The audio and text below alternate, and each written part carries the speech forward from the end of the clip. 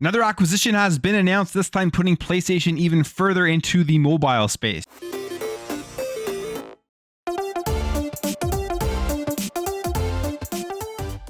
So PlayStation has been on a spree of acquisitions. They are smaller acquisitions, so they don't get nearly as much attention as when Xbox and Microsoft make their acquisitions with Bethesda and Activision Blizzard.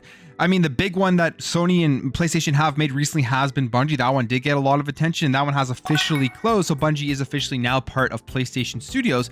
But here's a list here put up by Benji Sales showing the video game acquisitions since 2019. The biggest one, the one that I think is their best acquisition so far in terms of the games that they make, has been Insomniac. I absolutely love Insomniac and everything they do over there, from Ratchet and Clank to the Spider-Man games. And even before their acquisition, one of my favorite games during the Xbox One generation was Sunset Overdrive. It's really a shame that that game did not get as much attention that it deserved. Very underrated game, and we will probably never see it again because it just didn't do well and didn't sell well. Then you have Housemarque. As we know, they acquired them after they created Returnal, which did, I think, decently well for PlayStation, but they went ahead after they created the game and brought them into PlayStation Studios. You have Nixxes, Firespite, Fabric Games, who is now a part of Firespite, Bluepoint Games, that's what I think people are pretty excited for, Valkyrie Entertainment, Haven Studios, that's the one that is ran by Jade Raymond, who hasn't created a new game from this studio yet, but we know Jade Raymond, very successful in her works with the Assassin's Creed series, and then Bungie. And now the newest edition of them all that they just announced, which I find extremely interesting and further proves and shows that they are changing their strategy and they are following along the lines as to what Xbox has been doing and is continuously trying to do. And they have made the acquisition of Savage Game Studios. Now, Savage Game Studios, brand new studio, opened up in 2020, hasn't released the game yet.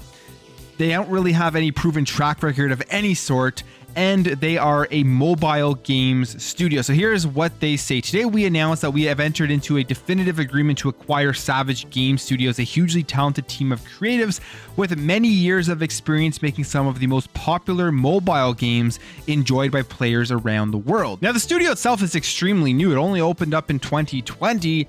And I was looking into what games they have actually released, and they haven't released anything yet whatsoever. As it says here, Savage Game Studios was founded in 2020, is based in Berlin and Helsinki, but so far has not launched any titles, mobile or otherwise. But in January 2022, the studio mentioned it was developing a shooter for mobile devices when it announced a $4.4 million in seed funding. So the studio itself, I mean, in terms of the track record and what it has released for people to actually tangibly be able to play and say, okay, I recognize this studio based off of that game that they have made. They haven't done that yet, so it will be interesting to see what they're going to be coming up with once now that they have this more funding from PlayStation and all of those additional resources to go out and make their mobile games. And here is what Savage Game Studios says. They say, so why then? You may be thinking to yourself, would you join PlayStation Studios?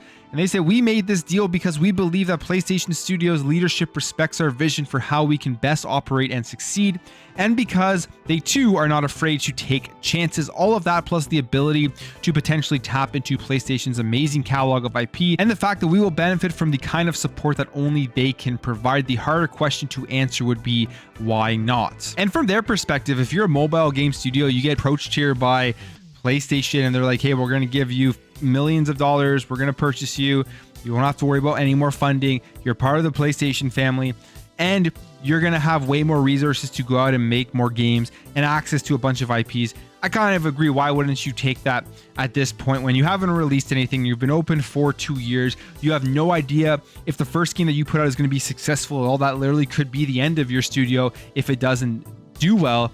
And now they don't have to worry about that whatsoever. But the bigger picture here out of all of this is what PlayStation is doing, where they have completely changed from the launch of the PS5 to 2 years later. It's been a pretty big 180. If you sit back and listen to some of the things that Sony and PlayStation and Jim Ryan said before the launch of the PS5, where they were doubling down on console exclusivity. They believed in generations. They didn't want to have backwards compatibility. We know how that went, and we know how they've been scrambling to try to get more backwards compatibility, bringing in the PS4 stuff, then bringing in the PlayStation Plus tiers now where you're getting access to PS1, PS2, PS3 games.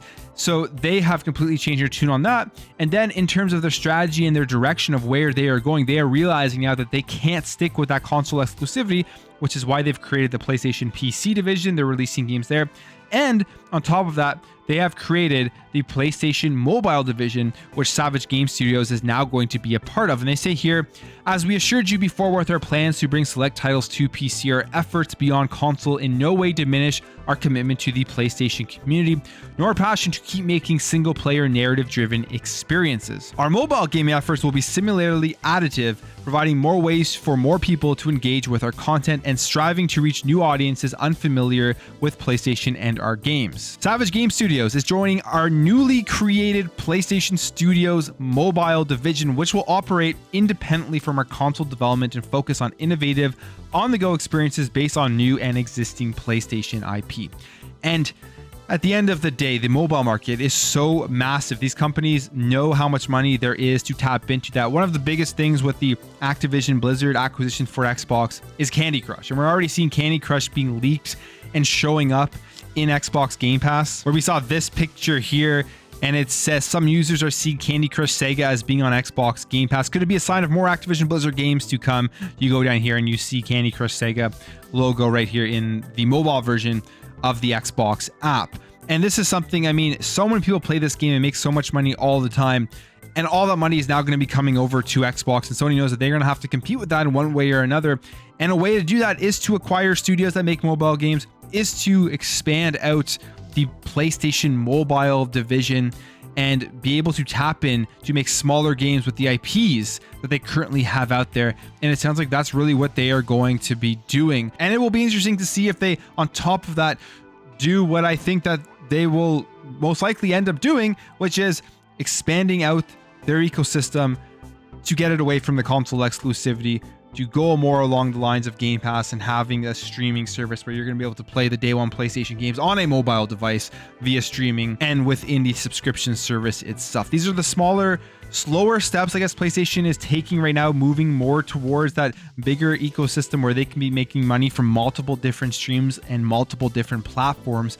And this acquisition is just another point in that direction. And I think as we go through this generation, we are going to continuously see that. I just find it absolutely hilarious how quickly they've changed their tune in terms of the things that they want to focus on and the things that they want to market and sell to their fan base. It's no longer just about that plastic box that reigns supreme over every other plastic box. It's about expanding out the amount of people that can actually pay them to get access to games made from PlayStation Studios. But that's it for me, guys. What are your thoughts on this acquisition of Savage Game Studios? What do you think this means for PlayStation going forward? Are you excited to see what mobile games come out of PlayStation Studios? If you enjoyed this video, make sure to hit that thumbs up button. If you're new here, if you liked what you saw, consider hitting that subscribe button. Thank you all for watching. Thank you for your support, and I'll catch you in the next video.